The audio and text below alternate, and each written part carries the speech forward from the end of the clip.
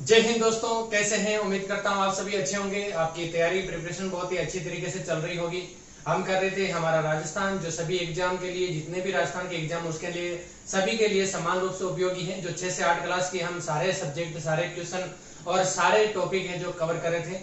तो आज तक हम डिस्क्रिप्टिव टाइप में पढ़ रहे थे। आपकी डिमांड के आधार पर मैं इसको क्वेश्चन फॉर्म के अंदर लेकर आ रहा हूँ, ताकि आपको समझने के अंदर आसानी रहे, इजी रहे। तो सबसे पहले हम आज हमारे इस सीरीज का सबसे पहला क्वेश्चन है जो हम स्टार्ट कर रहे हैं। निम्न को सुमेलित कीजिए। अगर यहाँ पर आपको ऐसे लग रहा है कि ज्यादा टाइम लगे तो आप थोड़े से स्पीड बढ़ा के वीडियो को देख लेना, क्योंकि क्वेश्चन और आंसर सारे में हाथ से लिख के आप लोगों को करवाऊंगा। तो आप लोग अगर जैसे कंफर्टेबल रहे उस हिसाब से आप देख ले, लेकिन काफी इंपॉर्टेंट क्वेश्चन है जो आपके हर एग्जाम के अंदर आएंगे। क्वेश्चन नंबर 1, निम्न को सुमेलित कीजिए। निम्न को सुमेलित कीजिए। एक के अंदर है, मैं आज आपको जो भी पढ़ा रहा हूं मेरे खुद के नोट्स हैं, जो मैं खुद मेरे लिए काम में लेता हूं और मेरे खुद के बनाए हुए हैं, जहां से एक भी क्वेश्चन आपका बाहर नहीं जाएगा और नहीं एक टॉपिक का कुछ भी आपका यहां से छोड़ा हुआ रहेगा। तो सबसे पहले है दीवान। बी के अंदर है आपका बक्सी। सी के अंदर है खजांची। डी के अंदर है परगना अधिकारी। तो इसके अंदर हमें वो छांटना है, वो देखना है कि इसके साथ में कौन सा है जो सुमेलित नहीं है। दीवान,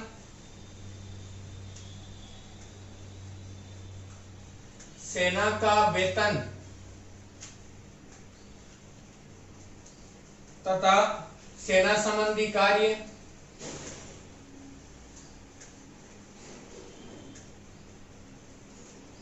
बक्सी,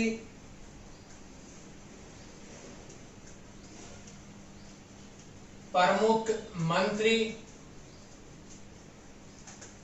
खजांची, शांति व्यवस्था,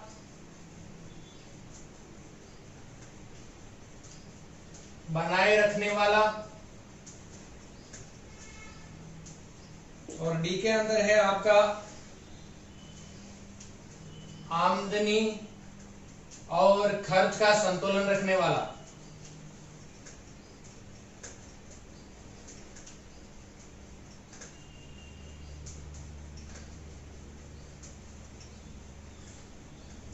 क्वेश्चन है निम्न को सुमेलित कीजिए। तो इनको हमें सुमेलित करना है कि कौन सा है किसके साथ में सुमेलित होगा, तो ये हमें इसके अंदर राइट आंसर देना है। तो दीवान है, दीवान कौन होता है, जो हमारा ये क्वेश्चन कहां से बना है, ये क्वेश्चन बना है जो हमारी मध्यकालीन या इससे पहले की जो भी हमारी राज्य व्यवस्था यहाँ पर थी राजस्थान के अंदर, तो उसके अंदर एक दीवान का पद होता था जो किससे संबंध होता था। तो दीवान का जो पद है वो होता था मुख्यमंत्री से संबंधित। किससे संबंधित होता था? मुख्यमंत्री। दीवान कौन होता है? जो मुख्य प्रमुख या मुख्यमंत्री होता था उसको दीवान कहा जाता था। उसके बाद में था हमारा बक्सी। बक्सी किसको कहा जाता था? तो बक्सी था सेना का वेतन तथा सेना संबंधी कार्य की देखरेख करने वाला व्यक्ति, ये बक्सी कहलाता था। उसके बाद में खजांची। खजांची था हमारी आमदनी और खर्च का संतुलन रखने वाला अधिकारी, जो जितना ज्यादा से ज्यादा धन का संचय करें, ज्यादा से ज्यादा धन की बचत करके राजकोषीय जो राज का कोष है उसके अंदर वृद्धि करने का जो कार्य या जिम्मेदारी थी वो खजांची को दी गई थी।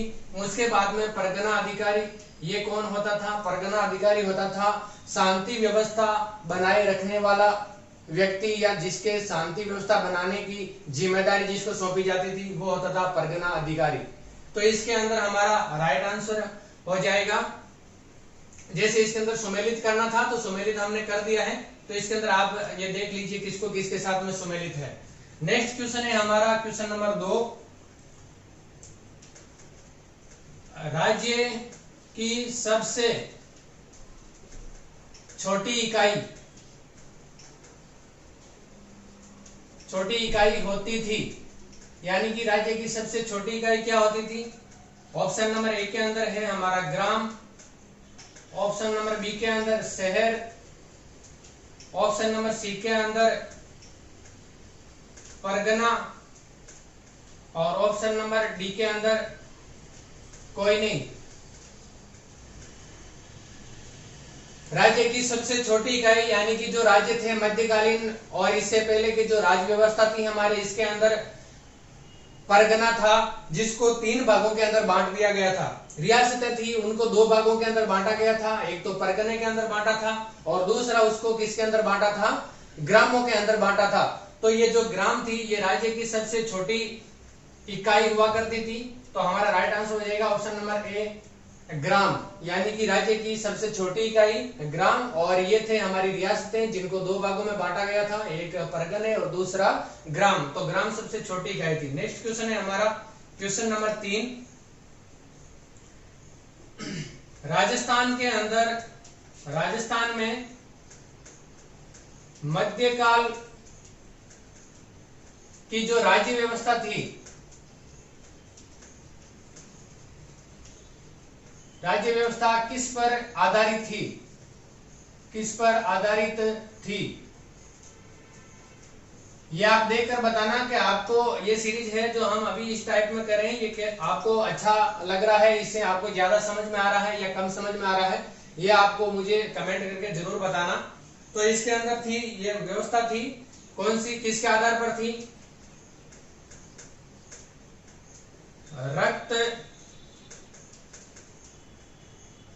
रक्त संबंध के ऊपर भी थी, भाईचारे के संबंध के ऊपर, ऑप्शन नंबर सी के अंदर है जागीरदार के ऊपर,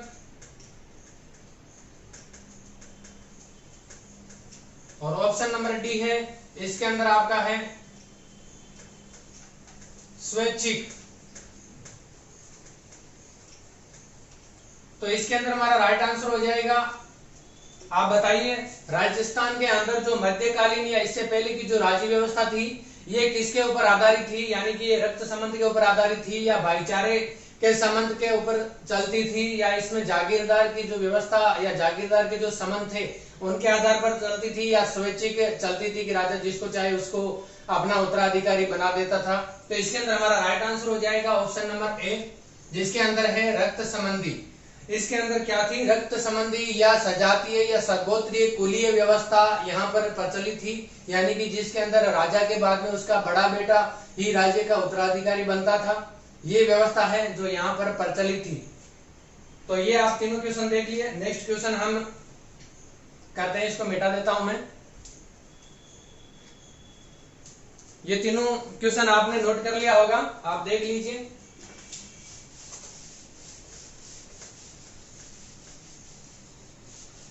ये आपके एक एक चैप्टर से मैंने क्वेश्चन तैयार किए हैं, एक एक चैप्टर से, जो आपका चैप्टर नंबर 6 है अभी क्लास 6 का, जिसमें से हमारे ये आंसर एग्जाम के अंदर क्वेश्चन बन सकते हैं और यहां से आने की पूरी संभावनाएं हैं। नेक्स्ट है क्वेश्चन नंबर 4। क्वेश्चन नंबर 4 क्या बनेगी, राजस्थान के अंदर, राजस्थान में जागीरदारी व्यवस्था, जागीरदारी व्यवस्था कब प्रारंभ हुई?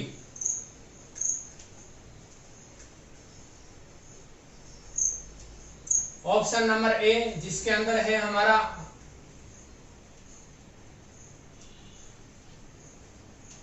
मुगलों के काल से, बी के अंदर है राजपूतों के काल से, सी के अंदर है मौर्योत्तर काल से, और डी के अंदर है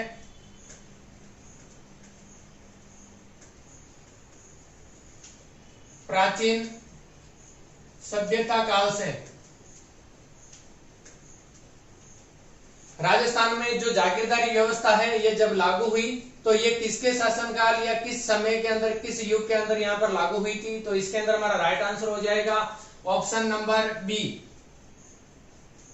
ऑप्शन नंबर बी है हमारा राजपूतों के काल से। वैसे इसके बारे में स्पष्ट कोई भी व्याख्यान नहीं मिलता है, लेकिन राजस्थान के अंदर राजपूतों के जो शासनकाल का समय था, इस समय से यहाँ पर जो जागीरदारी व्यवस्था है इसका शुभारंभ हुआ, इसका प्रारंभ हुआ था। नेक्स्ट क्वेश्चन है हमारा क्वेश्चन नंबर 5।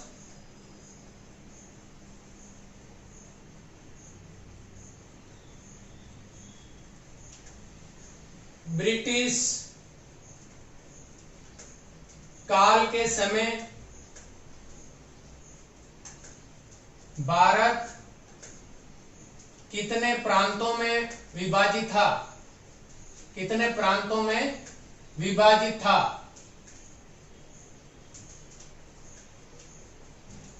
ब्रिटिश काल के समय यानी कि जब अंग्रेजों का शासनकाल था, उस समय भारत है कितने प्रांतों के अंदर विभाजित था?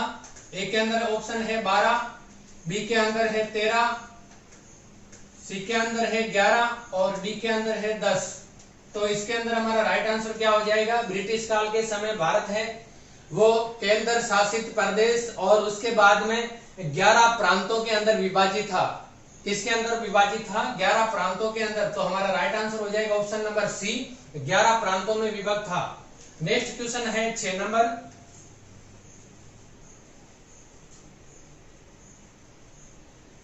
1 अप्रैल 1935 में भारत शासन अधिनियम, भारत शासन अधिनियम लागू हुआ और इसके पश्चात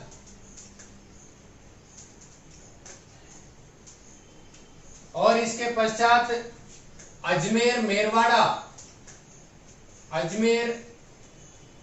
मेरवाड़ा का शासन कहां प्रतिस्थापित किया गया?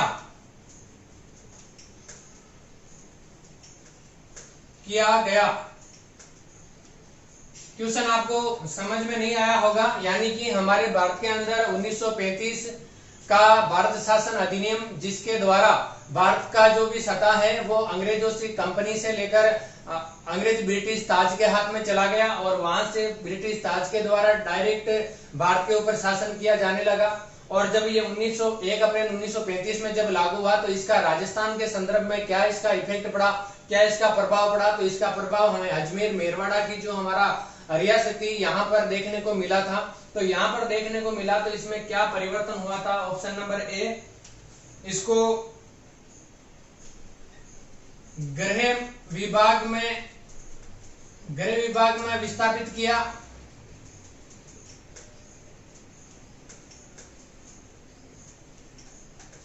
बी, विदेश विभाग में विस्थापित किया। सी,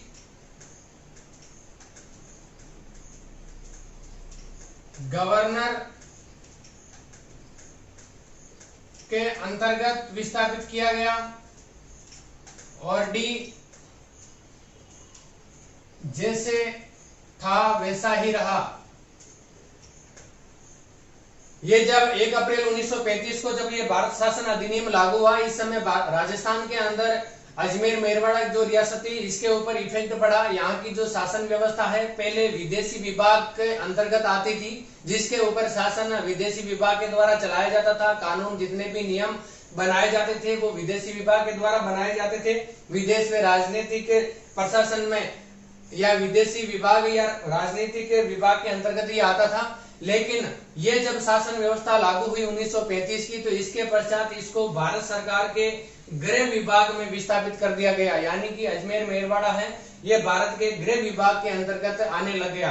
तो ये हमारा राइट आंसर हो जाएगा ऑप्शन नंबर ए, गृह विभाग के अंदर। आपको क्वेश्चन ऐसे भी पूछ सकता है कि 1 अप्रैल 1935 भारत शासन अधिनियम लागू होने से पहले अजमेर मेरवाड़ा रियासत किसके अंतर्गत आती थी?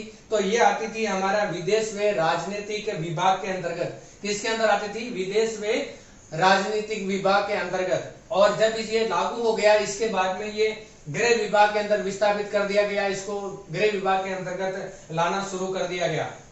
नेक्स्ट क्वेश्चन है क्वेश्चन नंबर 7, जिसका हमारा आपको राइट आंसर बताना है। राजस्थान में प्रथम विधानसभा चुनाव कब हुए? राजस्थान में प्रथम विधानसभा चुनाव कब हुए? तो इसका option number A 1951, option number B 1952, option number C 1953 और ऑप्शन नंबर डी 1954। आप बताइए राजस्थान के अंदर सबसे पहले या सर्वप्रथम विधानसभा के चुनाव है वो कब हुए थे? तो इसके अंदर हमारा राइट आंसर हो जाएगा option number B. Answer option number B 1952 के अंदर राजस्थान के अंदर प्रथम विधानसभा चुनाव इसको संपन्न करवाया गया था। तो उम्मीद करता हूं ये आपने नोट कर लिया होगा। नेक्स्ट क्वेश्चन के लिए चलते हैं हम, क्वेश्चन नंबर 8।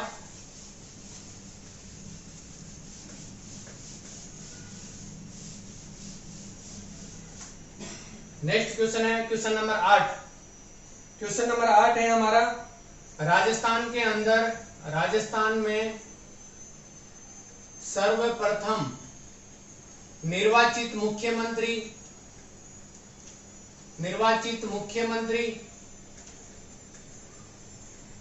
कौन बने?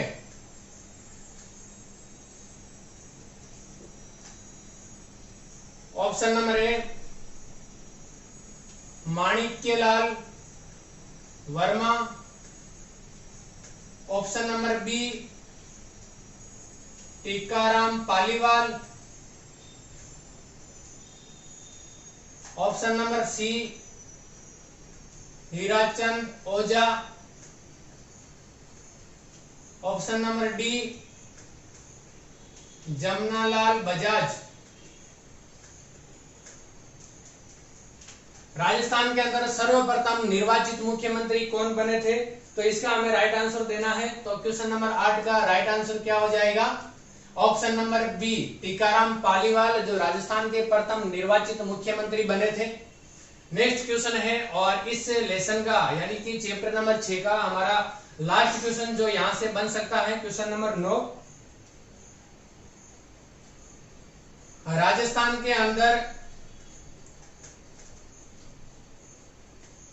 राजस्थान में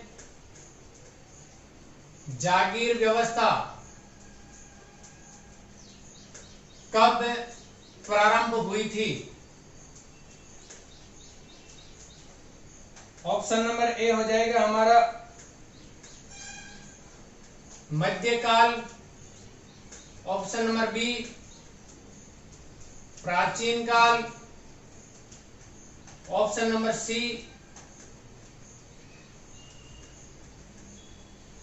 हड़प्पा सभ्यता काल, ऑप्शन नंबर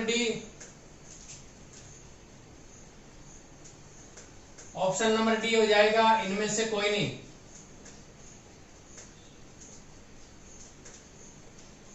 यानी कि राजस्थान में जागीर व्यवस्था है वो कब प्रारंभ हुई थी, तो इसके बारे में हमें यहाँ पर पूछा है। तो इसका हमारा राइट आंसर क्या हो जाएगा? मध्यकाल में। ऑप्शन नंबर ए मध्यकाल, यानी कि इसके अंदर जागीरी पट्टे उपलब्ध करवा दिए गए थे और इसके अंदर क्या हुआ था, सॉरी ये क्वेश्चन है जो जागीर में कर व्यवस्था है, यहाँ पर आप कर व्यवस्था कर लेना। राजस्थान में जागीर में कर व्यवस्था कब प्रारंभ की गई थी? तो ये कर व्यवस्था प्रारंभ की थी मध्यकाल के अंदर। जागीर व्यवस्था तो पहले राजपूतों के काल से स्टार्ट हो गई थी, लेकिन इसमें जागीर के अंदर कर व्यवस्था पहले राजपूतों के समय में क्या हुआ करता था कि जो जागीर दी जाती थी वो अपने राजा का बड़ा बेटा जो है राजा बनता था, लेकिन उसके जो बाकी भाई थे उनको अपना जीवन व्यापन करने के लिए अलग अलग जगह पर जागीरें दे दी जाती थी और उनको जागीरदारों के माध्यम से वहां के शासन चलवाते थे। लेकिन ये जागीरदार है वो आपसी सहयोग और आपसी सहयोग की भावना से यहाँ पर कार्य करते थे। इसके ऊपर राजा है वो आधिपत्य नहीं रखता था, ये सहयोग और सहायता की भावना से यहाँ पर जागीरें चलती थी। लेकिन जब मध्यकाल के अंदर जब मुगलों के द्वारा आक्रमण किया गया और मुगलों से इन्होंने संधियां वगैरह की। जब संधियां की तो मुगलों के द्वारा यहाँ पर जो जागीर है इनके ऊपर इनको डर खत्म हो गया कि अब हमारे को अगर किसी भी दूसरी रियासत से डर है तो वो जो ये मुगल शासक हैं ये उससे निपट लेंगे। लेकिन तब इस कारण से ये जब मन के अंदर ऐसी इनके भावना उत्पन्न हुई तो उस समय ये जो जागीर है ये सहयोग और सहायता की जो भावना है यहाँ पर खत्म होकर ये इनके मालिकाना हक जताने लगे। और जब मालिकाना हक जताने लगे तो यहाँ पर ये इनकी जागीर थी, इनके जागीरों के अंदर जागीर को पट्टे पर देना शुरू कर दिया। जागीर को क्या किया, जागीर को पट्टे पर देना शुरू कर दिया, जागीरी पट्टे देने शुरू कर दिए। और इन जागीरी पट्टे के अंदर यहाँ पर कर व्यवस्था लागू कर दी गई, यानी कि अगर कोई भी जागीर का जागीरदार है तो वो समय समय पर वहां पर कर देगा रियासत को और इसी के आधार पर वो वहां पर शासन कर सकता है, जागीर चला सकता है। लेकिन पहले ये ऐसा नहीं था, पहले आपसी सहयोग और सहायता की भावना से ही जागीर चलती थी। यानी कि जब राजा को जरूरत पड़े तो जागीरदार है वो अपनी सेनाएं भेजते थे, आर्थिक और फिजिकली सहयोग करते थे। लेकिन बाद में ये जागीरी पट्टे दे दिए गए मुगलों के आधिपत्य के कारण, मुगलों से संधियां करने के पश्चात तब से ये जागीरी पट्टे चले और यहाँ से कर व्यवस्था है वो प्रारंभ हुई। तो ये था हमारा चैप्टर ये 6 जिसकी मैंने आप लोगों को यहाँ पर समझाने की कोशिश की है। यहाँ से जो क्वेश्चन बन सकते हैं हमारे एग्जाम के अंदर उनको मैंने आप लोगों को बता दिया। यहाँ से एक भी क्वेश्चन है जो बाहर नहीं जाएगा और यहाँ से 100% क्वेश्चन हमें एग्जाम के अंदर देखने को मिलते हैं। आप खुद अनुमान लगा पा रहे होंगे कि रियल में यहाँ से क्वेश्चन आए थे और आते हैं। उम्मीद करता हूँ समझे होंगे। आप मेरे साथ जुड़े हुए हैं इसलिए धन्यवाद। जय हिंद, जय भारत।